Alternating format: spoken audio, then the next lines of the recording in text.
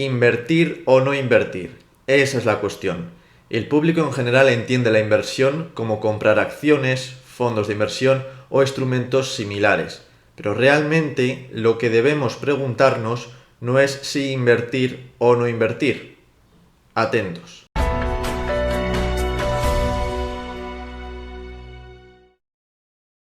En 2023 se están pasando dos cosas fundamentales en los mercados financieros. Por un lado, que gracias a las subidas de interés de los bancos centrales, la renta fija pública, esa renta fija que se entiende que no tiene riesgo de crédito y por lo tanto se asimila como segura, está volviendo a dar rentabilidades positivas. Sin ir más lejos, las letras del Tesoro español en enero dieron una rentabilidad media ponderada de casi el 3%. Y la otra cuestión es que la renta variable en general está teniendo un comienzo de año espectacular. Si el año 2022 había sido la catástrofe para la renta fija y para la renta variable, para la primera debido a las subidas de tipos de interés y para la segunda debido sobre todo a la inestabilidad económica y política debido a la guerra de Ucrania y a las incertidumbres que se ciernen sobre el futuro de los países desarrollados, 2023 está siendo todo lo contrario. Y los inversores empiezan a preguntarse si es el momento de colocar sus ahorros ociosos en el banco en renta fija y o en renta variable. Tengamos en cuenta que los ahorradores de este tipo han estado esperando durante años sin que saliesen depósitos bancarios como los de antaño debido a la política monetaria ultra expansiva del Banco Central Europeo.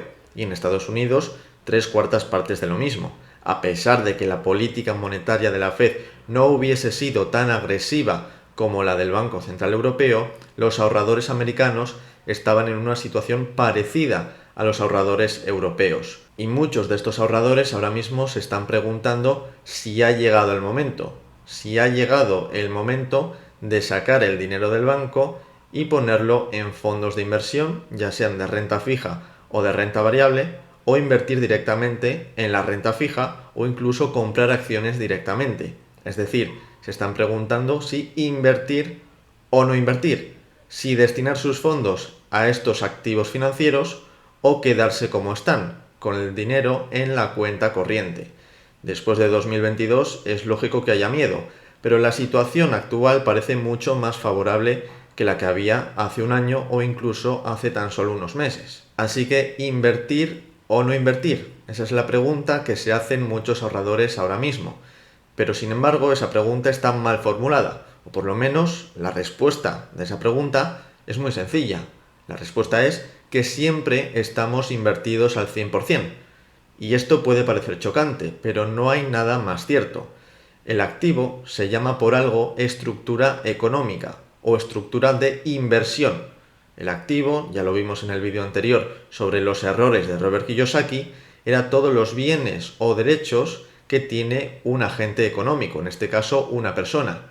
Si los bienes y derechos que tiene esa persona están materializados en cuentas corrientes, en cuentas a la vista en el banco, eso significa que la estructura de inversión de ese agente se compone al 100% de cuentas a la vista en el banco. Si esa persona además tuviese una vivienda que compró vía préstamo hipotecario, entonces también en su activo habría esa vivienda y en su pasivo parte sería patrimonio neto, el sobrante, y parte sería el pasivo que constituye el préstamo hipotecario, que es una deuda frente al banco. Entonces, ¿qué es lo que ocurre cuando una persona decide invertir? Bueno, pues que saca efectivo de esa rúbrica de cuentas corrientes, cuentas a la vista, y lo destina a inversiones financieras, por ejemplo, a largo plazo. Pero esto no cambia el montante total del activo de esa persona. Simplemente cambia su estructura, cambia sus cualidades, cambia su liquidez, cambia su riesgo, pero no cambia el activo total. El activo total seguirá siendo el mismo. ¿Por qué? Porque el activo total es la estructura económica, la estructura de inversión. Y en conjunto, todas las inversiones de ese agente económico siguen sumando la misma cantidad de dinero. Así que lo que la gente entiende por invertir, en este caso, sería desinvertir en liquidez, desinvertir en cuentas corrientes a la vista y usar ese dinero, usar esos fondos para comprar títulos financieros, para invertir más a largo plazo o con más riesgo. Pero esto solo es una permuta entre activos, no cambia nada en cantidad total. No es que esa persona haya recibido una herencia y tenga que decidir cómo distribuir esa herencia. No, la estructura de inversión solo va a cambiar internamente, pero no va a cambiar en su totalidad, en su globalidad. Y por esto la pregunta correcta no es si invertir o no invertir. Es que ya estamos 100% invertidos en todo lugar y en todo momento.